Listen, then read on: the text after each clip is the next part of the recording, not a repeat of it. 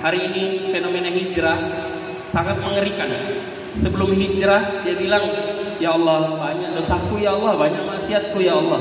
Setelah hijrah dia bilang, semua orang salah kecuali saya.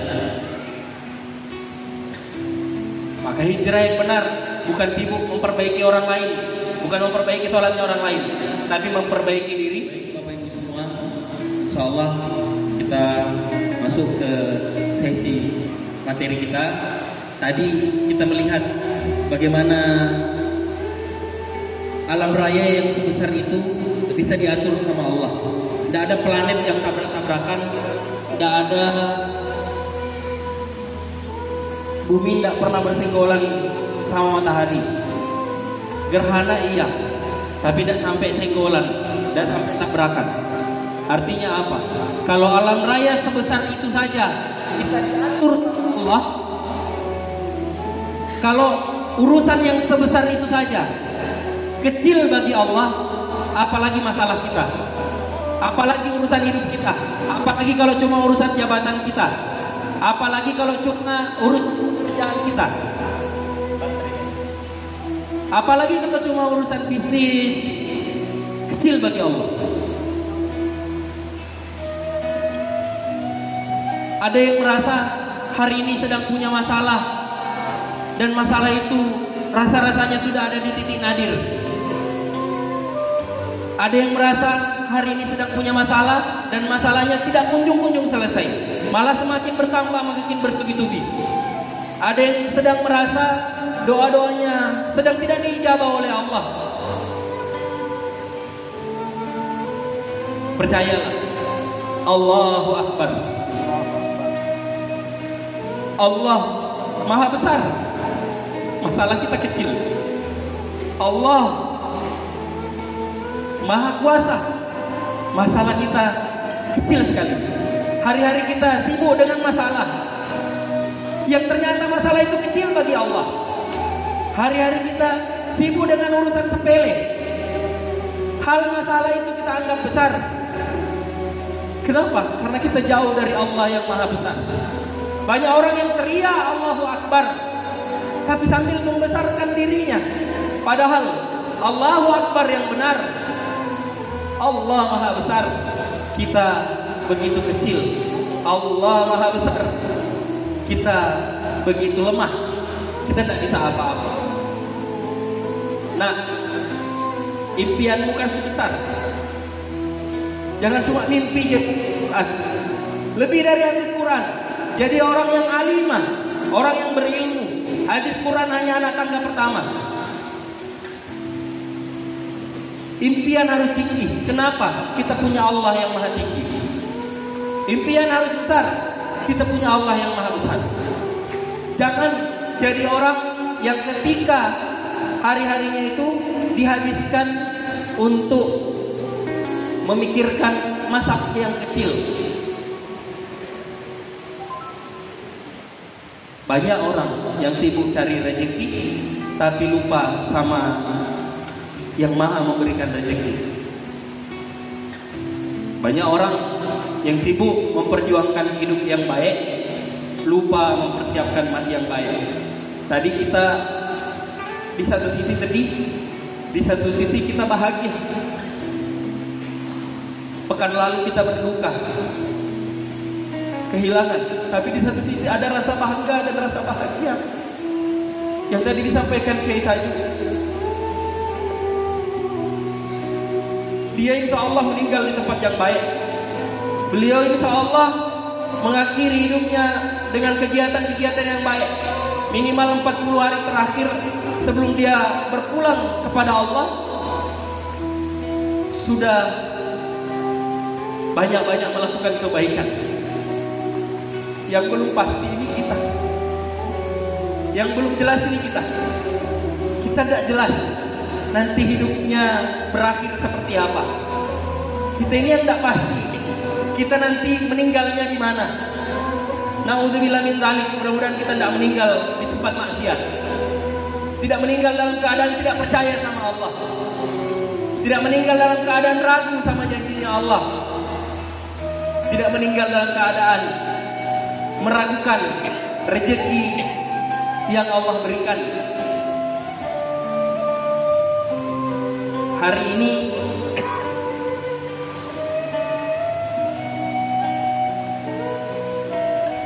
saya ngajak kita semua,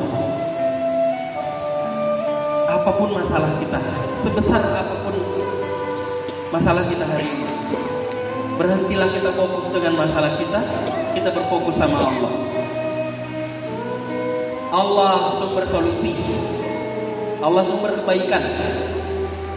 Hal yang mungkin kita bayangkan akan terjadi buruk, yakin dan percaya tidak seberat itu ketika kita bersama Allah.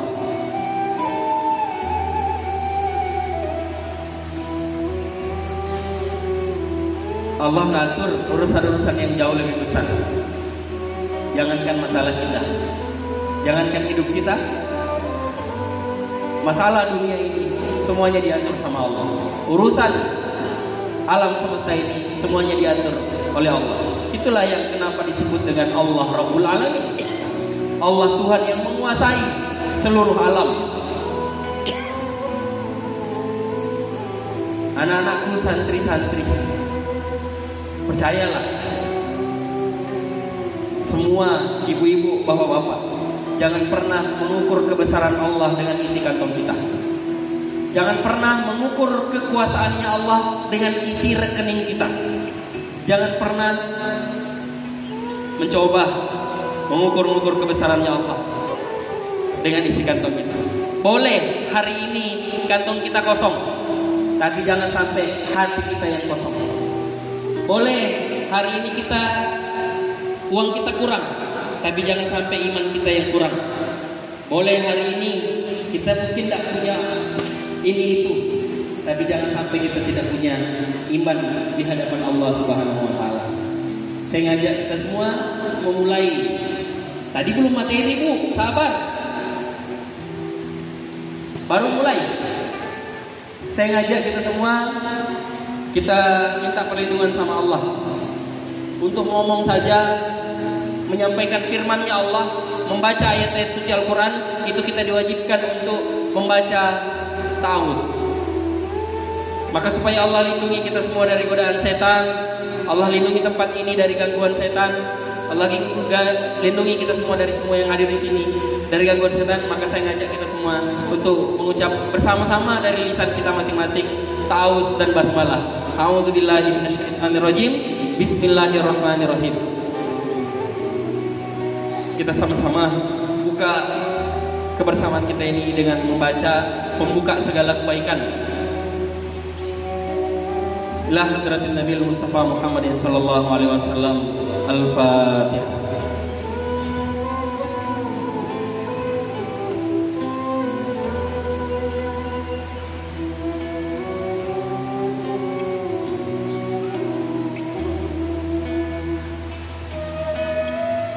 Baik. Sebelum kita lanjut, sebelum kita ngomong lagi tentang masalah, sebelum kita ngomong lagi tentang kehidupan, bisa jadi tadi kita datang dari rumah masing-masing dengan niat yang berbeda-beda, dengan motivasi yang berbeda-beda. Maka mau enggak kalau saya ngajak kita semua menyamakan niat untuk duduk di sini? Boleh jadi dari rumah niatnya beda-beda. Tapi boleh enggak kalau kita samakan niat mulai dari detik ini? Boleh, Bu? Boleh, Nak? Bapak-bapak boleh? Boleh kita samakan niat? Beda niat, beda hasil. Coba diulang. Semuanya, beda niat, beda hasil. Salah niat, salah hasil. Ini pentingnya niat. Tadi ada yang mau datang kemah-kemah. Tadi ada yang niatnya mau datang liburan. Tadi ada yang niatnya mumpung bisa ketemu sama anak. Tadi ada yang datang mau minta tanda tangannya ke Taju. Boleh jadi kita datang dengan tujuan berbeda-beda, niat berbeda-beda. Tapi saya berharap mulai detik ini kita samakan niat kita sampai acara ini selesai. Bahkan sampai besok lah, sampai kita pulang atau sampai kapanpun. Boleh?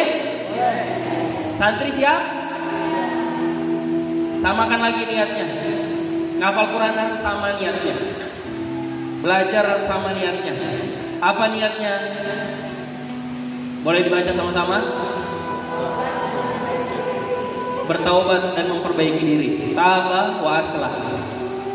Kita datang ke sini datang untuk bertobat dan memperbaiki diri. Hari ini fenomena hijrah sangat mengerikan.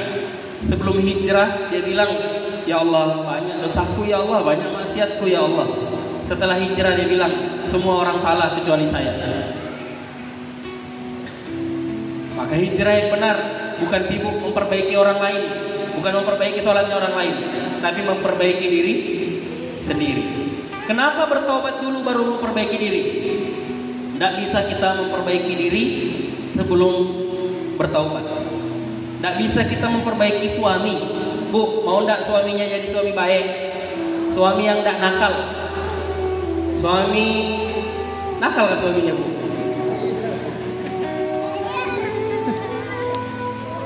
Mau tidak jadi keluarga yang bahagia, sakinah, mawaddah, warahmah? Mau tidak pekerjaannya jadi lebih baik? Semuanya kan mau kan? Tapi banyak orang sibuk memperbaiki keluarga. Akhirnya ternyata keluarganya juga tidak kunjung membaik. Sibuk puja-puji Lesti sama Reski. Ternyata bukan keluarga yang patut dicontoh.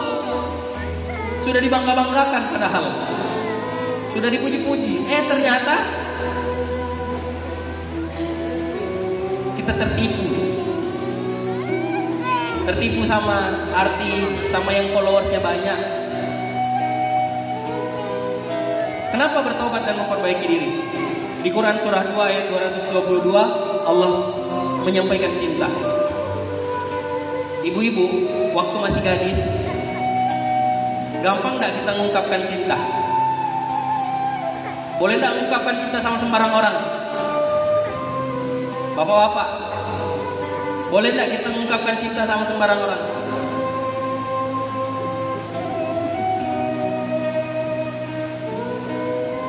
Kira-kira kalau kita mengungkapkan cinta sama orang, istimewa tidak orang itu? Istimewa tidak orang yang kita sampaikan, aku mencintaimu?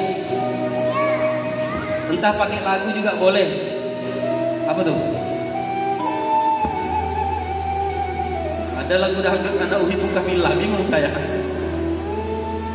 Lagu dangdut tapi Ana Uhibbuka Fillah. Nah, boleh tidak kita ngomong cinta sembarangan? Enggak kan? Cinta kita ini kan istimewa. Bukan untuk sembarang orang. Hanya orang yang benar-benar layak untuk dicintai kita ungkapkan cinta. Nah, ada orang yang banyak dosanya, ada orang yang banyak maksiatnya, ada orang yang banyak salahnya, ada orang yang banyak lalainya, ada orang yang banyak tidak sholatnya, ada orang yang tidak banyak mengajinya, ada orang yang jarang ke masjid, tapi Allah justru sampaikan salam cinta untuknya. Ada orang banyak dosanya, Allah bilang saya cinta sama dia. Apa kata Allah? Innallaha yuhibbut tawwabina wa yuhibbul mutatahhirin.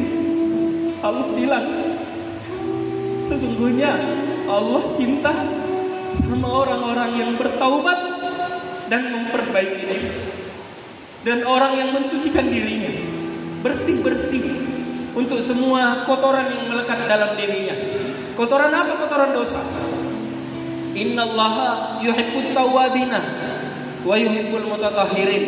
Ini bukan ungkapan biasa. Allah tidak bilang cinta sama orang yang banyak amalnya. Allah di ayat ini tidak bilang cinta sama orang yang justru orang baik. Siapa yang justru Allah sampaikan salam cinta?